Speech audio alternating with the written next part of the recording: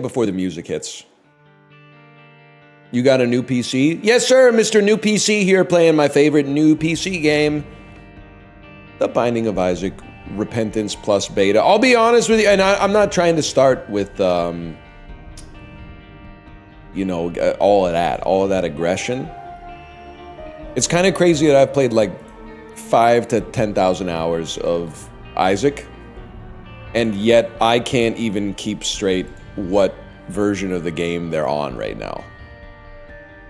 That to me seems like an unforced error, that I don't know whether they're on Repentance, Rebirth, Repentance Plus, Afterbirth, Afterbirth Plus, Repentance Plus Beta. Like what are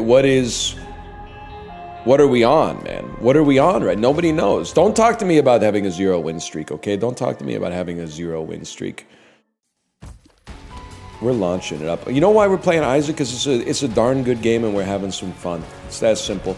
Ain't nothing more complex than that. Can't believe CZN's down for maintenance.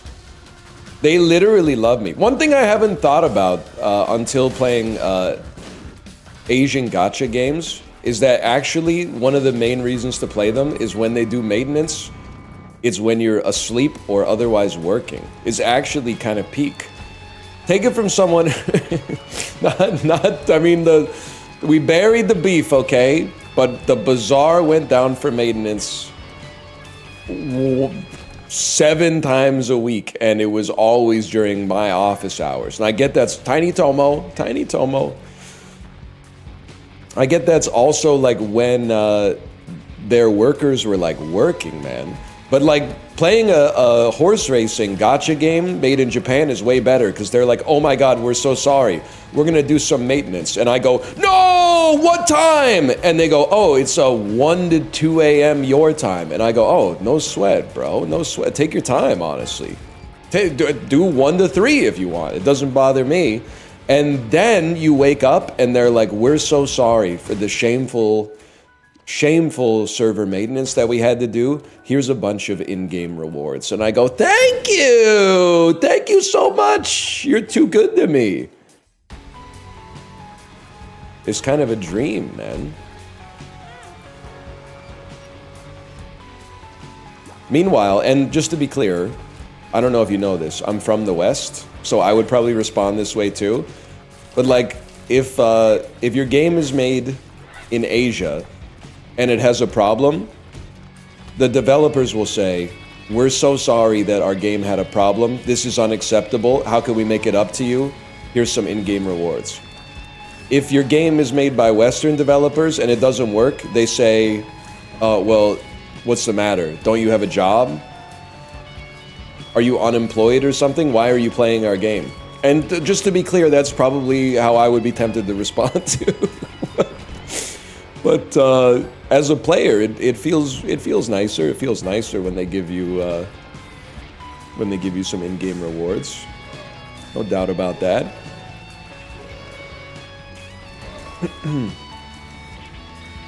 Help.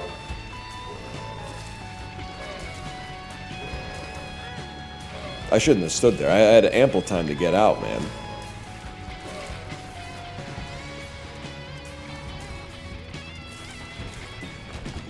Huge.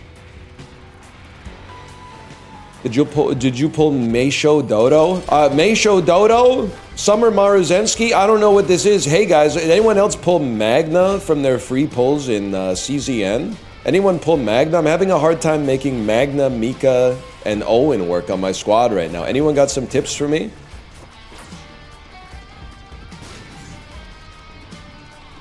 Haru's the GOAT? I haven't completed the event yet, sadly. There's too much stuff to do in that game. I was complaining there's not enough stuff to do in Uma Musume because they left us on one scenario for 6 months. But I'm almost having the opposite problem in CZN, man. There's so much stuff going on. Why don't you play ZZZ instead? Hey, why are you watching the live stream instead of your favorite VOD? Because it's new, bro. Novelty has a quality all of its own. Look it up.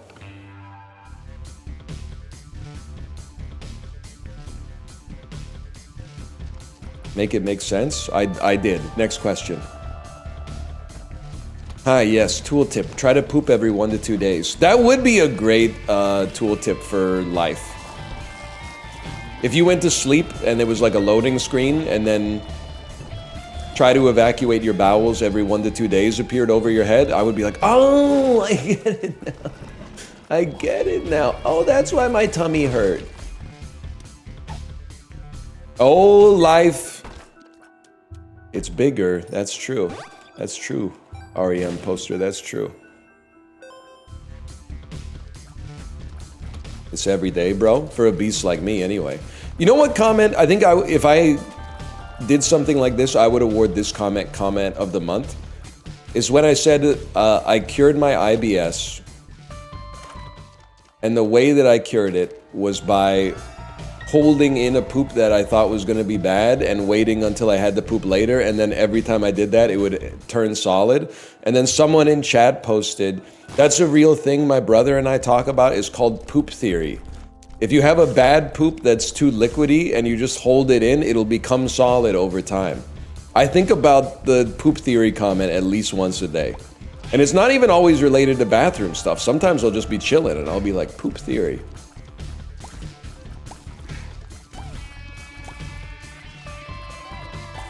Kind of sick. Sometimes you can't control it, but...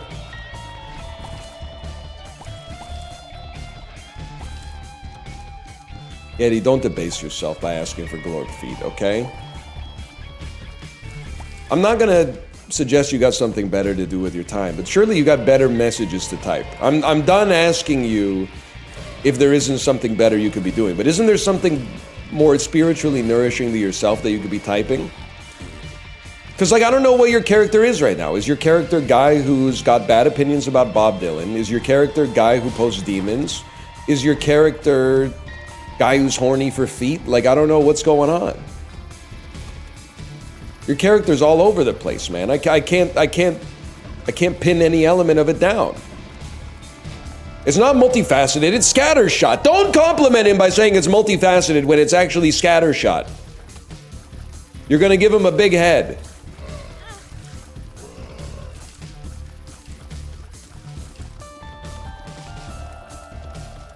It's a chattering crisis. Well, listen, Yeti. Again, I can see the mod back channel on Discord. If it keeps going this way, there's gonna be like 3 people in the Discord that aren't banned. So you're gonna have lots of people to talk to. The mods have got it out for the Discord chatters, man. I'm surprised. I guess the only reason I'm still there is because they can't ban me. Because they definitely, and I understand if you're a banned chatter, you're like, why does it, what's with the double standard? And I kind of agree, to be honest. But like, people get banned for chatting about non-Twitch related stuff in Twitch all the time. But that's where I chat about non-Twitch related stuff too. And the reason that I do it is because I don't want to go into MISC. People in MISC are like, if you ever give them a little bit of heat, they start complaining about their parents. It's like it becomes serious. In Peloton, you can kind of push back on someone and they'll banter with you a little bit. It's good, you know? It's like, it's male bonding. In MISC, if you push back on someone, they're like, yeah, sorry, my mom dropped me on my head as a kid. And then you gotta be like, well, it's okay, I'm sorry, actually. I'm sorry that happened to you. It's annoying, man.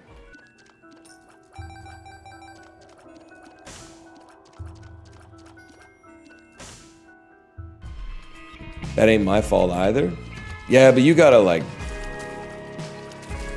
you know, it's the optics of the situation. Maybe you were just a slippery baby, man. I don't know. Babies just be falling over sometimes. You know what they say about babies? You can't watch them all the time.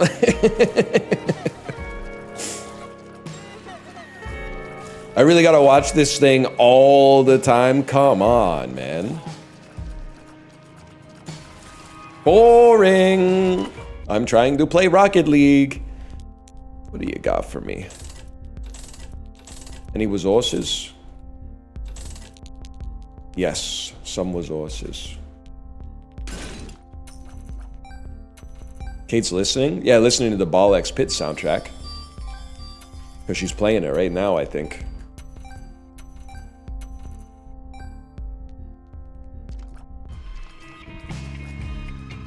I am your mother. You listen to me.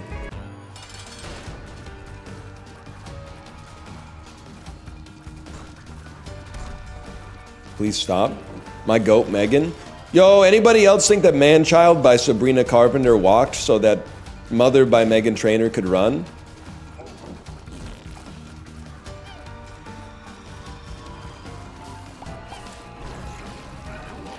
No?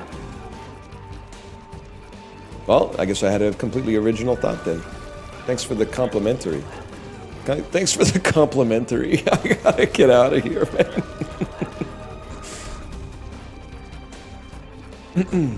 5-year inside joke over Louis Vuittons. Yeah, this and a blunt. Lay off the CZ. I literally have brain fog because I've been infected by COVID for the 32nd time. I'm not 100% sure I have COVID because, again, there's no point in even giving yourself the swab anymore because if it comes up negative, people are going to be like, I knew it. I knew I had it. But I have noticed that if I call it a cold, people go, oh, baby has a cold. Oh, baby has a cold. Well, that must be so hard for you. But if you say you have COVID, they have a lot of sympathy for you and they start blaming your illness on systemic factors. They start saying like, it's crazy that, you know, the vaccines have taken so long to roll out this time and we're all pretending like it's not a real thing anymore. So if you ever say, if you're ever sick, my advice to you is to say you have COVID. It could get you out of a jam.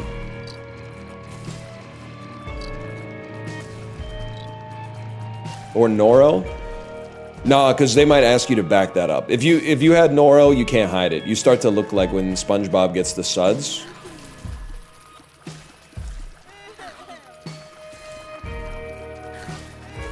COVID's way worse though. I don't know. I think I have low protection against it because I've had it 18 times. But I do think that I have strong resilience to it when I get it. Although in 2023, I did get sick with something temporarily and it left me with a lingering cough for like 6 months. I was coughing up mucus twice a day from like February to June. But we got over it eventually.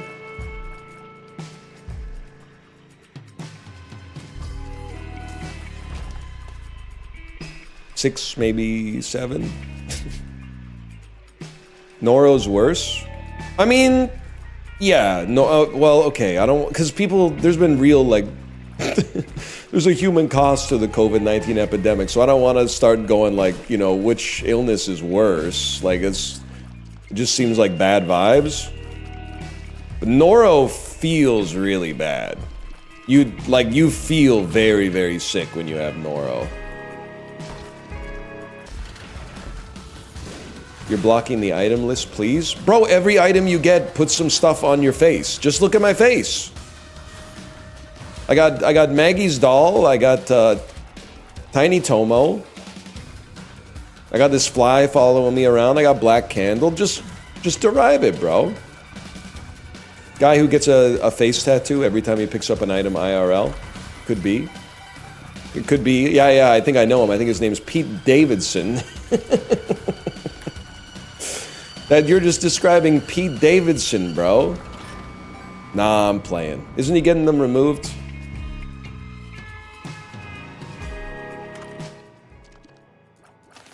Oh!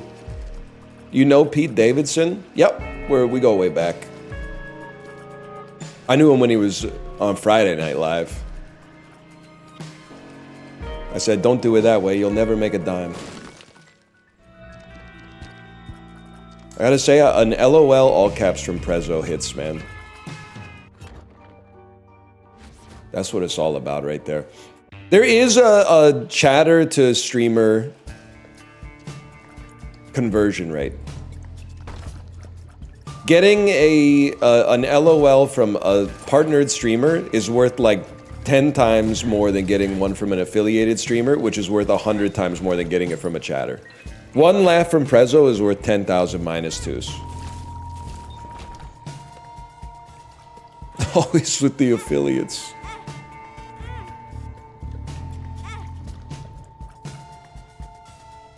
What if they became a partner in like 2008? You're talking about me.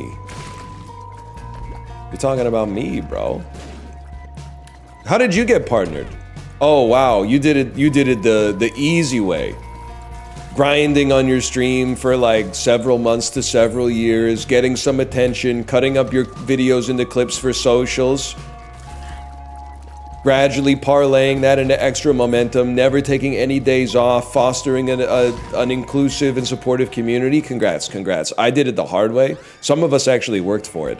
Getting invited to a media event in 2013 and being randomly seated next to a guy who worked at Twitch, and then saying, I've been thinking about streaming a little bit lately, and he said, no problem, send me an email, we'll partner you.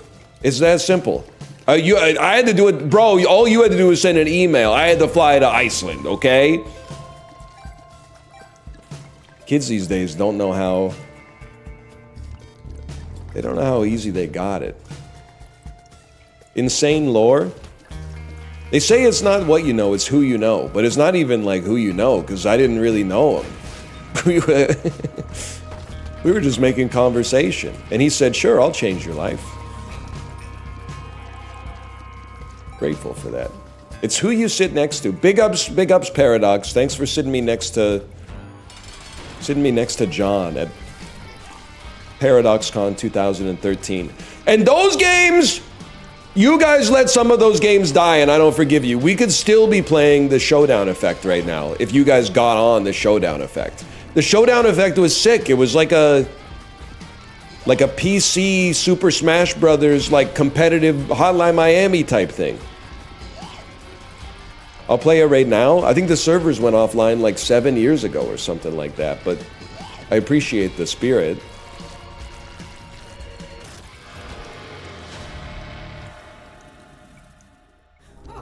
Oh, they love me!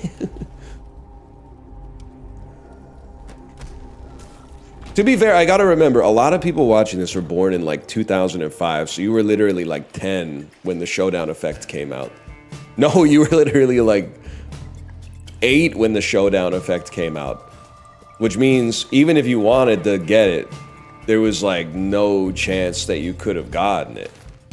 Because what are you gonna do? Be like, I don't know if the climate's like that, because back in the day, I used to have, you know, when you were a kid, this is like prepaid Visa debit cards. You would have to ask your mom, you're like, Mom, the Xbox Live subscription runs out. Can I borrow your credit card to play video games? But I don't know if you could, excuse me, I wanted to go in here. I don't know if you could do that for like a random game on Steam, bro. Could you be like, Mom, I just saw a cool game on a Twitch stream. Can I borrow your credit card? I had to beg for Club Penguin money. That's the way it should be, though, because it means that you don't waste your money on like impulse purchases or your parents' money. You have to shame yourself by standing in front of them and being like, can I have some money for a toy? And then you have to explain the toy to them. And if you can't explain it, there's no money, man. I remember, so in the Scholastic book order, sometimes they would have computer games. And they wouldn't even tell you anything about the game, right? It would just be like the box art and the price. And I remember they had Star Wars TIE Fighter in one of the Scholastic book orders, and it was like $30. And I was like, Dad, can I please, I know I'm supposed to be buying books, can I please get Star Wars TIE Fighter? And he went, $30?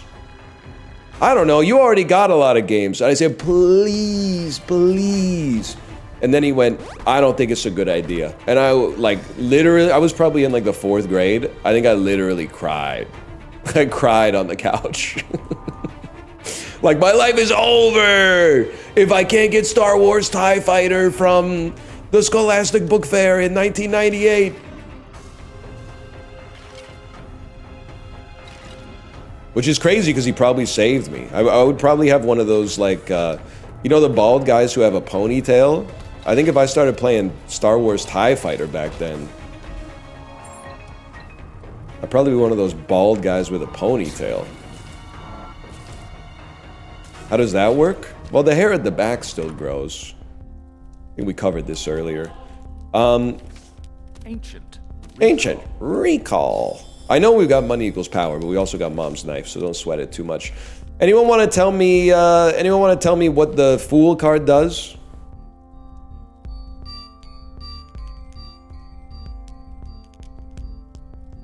Nope. All right. Wow! all my items are here, bro. I guess I'll pick them up again.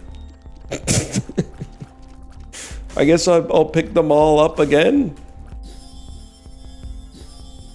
Good with the D6. I get it. I get the idea.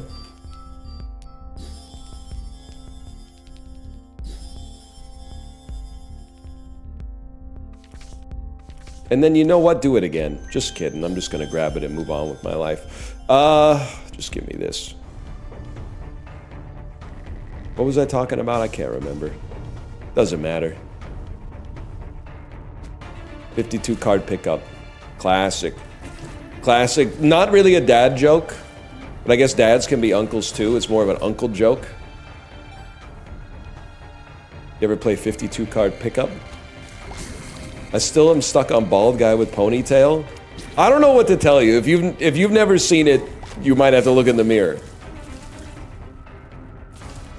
Bald guy with ponytail is it's an archetype. And can I say that aesthetically, I'm not sure it's a great look, but I will say you're gonna take some of these character traits that I'm going to list, and you're going to think that I'm listing them as flaws, but I'm not listing them as flaws. I'm listing them as traits. Could be flaws, could be positives. Really into open source software, really into the free and open source software movement. Probably got hired as like employee number 6 senior engineer or CTO of a startup, and is now reconciling with the fact that he really thought that the slick dude who is the founder really wanted to change the world. But now that they've got that like Series A and Series B funding coming in, and it's like it's less about like how can I make our app more efficient, and it's more about like how can I generate more eyeballs on it. He's kind of suffering like a little bit of a crisis. Like, that's not why he learned to program.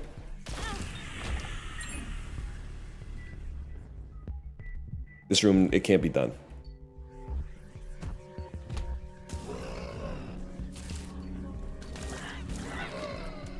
He's in my chat telling me to use DuckDuckGo. Yeah. I used to think those were flaws, but we need those guys. We do need those guys, man.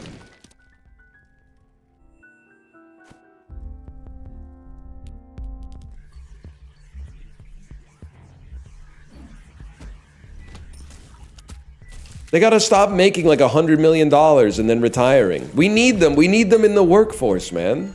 He is the kind of guy that would reject the premise of a question. Absolutely. He's the kind of guy to say we could have both. Sales guys are the real heroes. That's bait. Don't make me beef with the sales guys, but I do. Sales guy culture is really funny to me because I have to imagine when I like go into a store and buy something that I went into the store because I wanted to buy. But then after, I know that's like if you buy a fridge at Best Buy or something, you know that dude's going into the break room after like, hey, guess who got another live one? Bring, bring, bring, bring, bring. Dave got a sale, bro. Oh, how'd you close him? How'd you close him? The dude came in and said, hey, I need a fridge. I said, check it out. Our fridges are over here. He looked up 6 of them on his phone and then said, I'll take that one. That's crazy, dude. That's insane. You're the best to ever do it. It's the first fridge we've sold this month. Small rock, just randomly.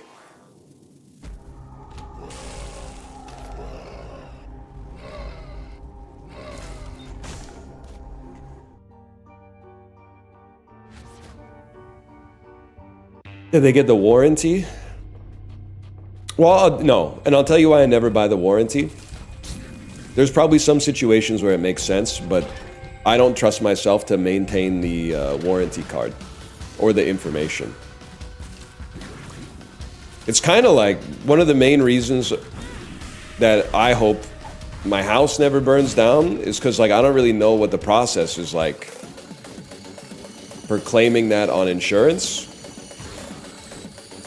Like I guess you would just call the insurance company and be like, my house burned down. And then they would be like, okay, what's your policy number? And I would be like, I don't know, it was in the house. And then they'd be like, okay, that's no problem. What's your address? And I'd be like, okay, wait a second. I just got to go outside. Oh, wait. I don't know.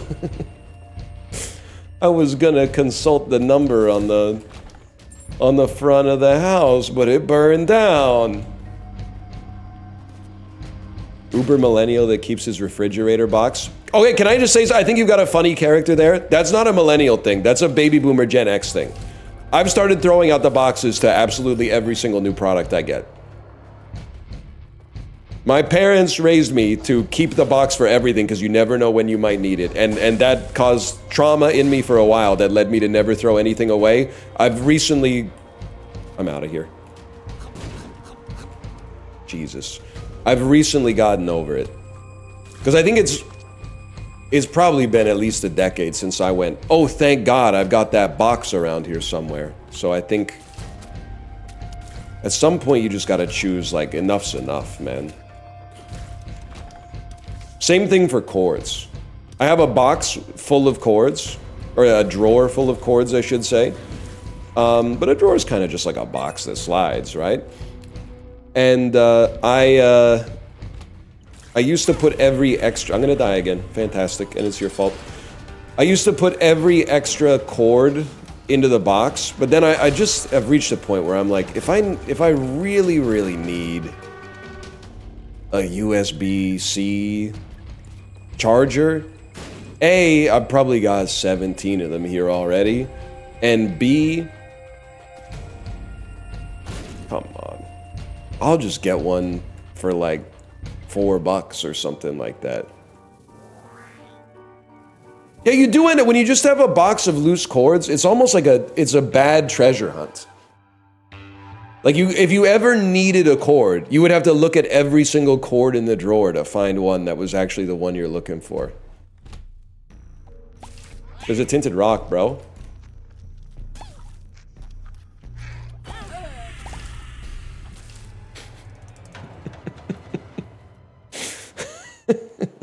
I just needed a second. This is classic Isaac, though. When you lose one, you lose two.